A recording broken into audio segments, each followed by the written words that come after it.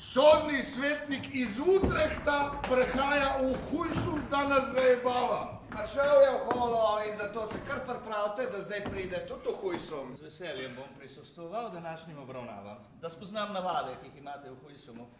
On misli, da bi se ga dal nadomestiti. Ampak kako boš nadomestil mi tak vrč? A gre res sam za vrč, ki ga ima tvoja mama in sem ga je... Tle v mojem žepu je že vse podpisano in štempljano. Slišiš, kako šušti Ivica? In kdo je ta vrč razbil? Nedvomno, da tista lebaraba? Ja, ti pokvarjac tam.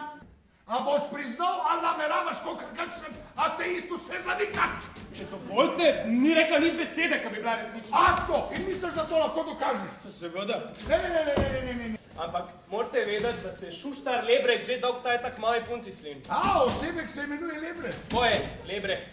A je bil pa Lebrecht? Je bil Lebrecht? Ovej! Ko sem šla nekje okoli polnoči nazaj, je lih, ko sem prišla med lipe, kjer rase ob poti, mi mene s šepastim korakom pridrvel en tip s kopitom na en nog, za njim pa je smrtel po žveplu. A ste vi, gospod sodnik? Ja, stari Adam. On sam. In je prišel in se je hecel. In me ščipal v lica. In vprašal, če je mama šla že spat. Zakleta baraba! Na to jaz rečem, ej, gospod sodnik, kaj bi vi radi od mene zdaj po noč? Ti norček, reče on, da kar jaz rečem zelo odločen. Kaj imate vi pri meni za iskati ob 10 ur po noč?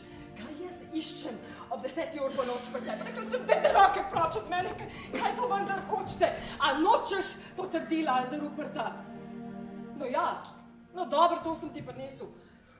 Od srca vam hvala, da ste se potrudili, oprostite mi. In kje imate potrdil? Tle ga imam, je rekel. Evčica. In ga je ven potegnil.